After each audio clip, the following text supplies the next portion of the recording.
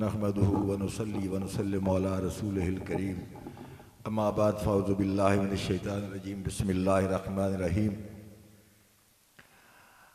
ला युग़य्यिरू मा बिक़ौमिही हत्ता युग़य्यिरू मा बिअनफुसिहिम। खुदा ने आज तक उस कौम की हालत नहीं बदली, न हो जिसको ख्याल आप अपनी हालत के बदलने का। अहबाब ज़ीवकार, इंतहाई इख्तिसार के साथ इन तारीख साज लम्हों में, मैं जब आपकी तरह बचपन में छोटा था तो मैंने एक सिलसिला शुरू किया था। बच्चों का एक रिसाला होता था पैगाम, उसमें मैं कायद के नाम खत लिखा करता था। तो उस खत में छोटे छोटे खदशात हुआ करते थे, मेरे पास उसकी कॉपीज हैं। तो बच्चे जो हैं उनके छोटे छोटे ख्वाब होते हैं, आज़ादी का ख्वाब। जैसे अपना कारी साहब फरमा रहे थे, बच्चे यहाँ कह रहे थे कि आज़ादी की नेमत क्या है, हमें उसका इदराक नहीं है, हमें उसका एहसास नहीं है कि इस आज़ादी की मंजिल तक पहुँचने के लिए कितनी दस्तारें लुटी, कितने सर कटे, कितनी इज्जतें लुटी, कितने लोगों ने क्या क्या कुर्बानियां दी हैं।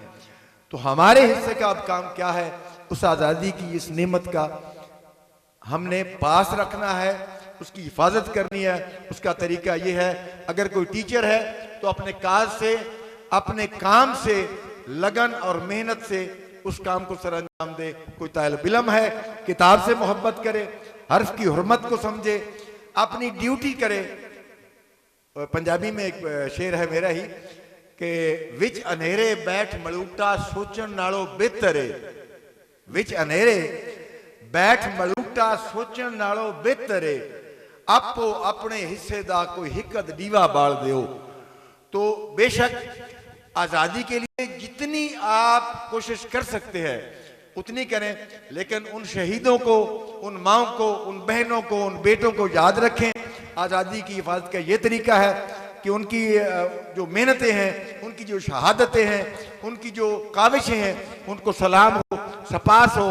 उसका बेहतरीन तरीका है तो हम दयानतदारी से, अमन से, मोहब्बत से, खलूस से, अमानत से, दयानत से, शराफत से, सदाकत से, लियाकत से, हमीयत से, जमीयत से इस वतन की हुर्मत के लिए, इस वतन की अजमत के लिए कोशिश करें। अमली तौर पे भी अपनी गुफ्तार के साथ, किरदार के साथ, रफ्तार के साथ, हर चीज में डिसिप्लिन और वतन से मोहब्बत, दीन से मोहब्बत नजर आनी चाहिए। बहुत शुक्रिया, काफी मेहमान बैठे हैं, आपने हमें इज्जत अफजाई दी, इज्जत हमें बख्शी, बहुत शुक्रिया, नवाजिश, मेहरबानी। अस्सलामु अलैकुम व रहमतुल्लाह।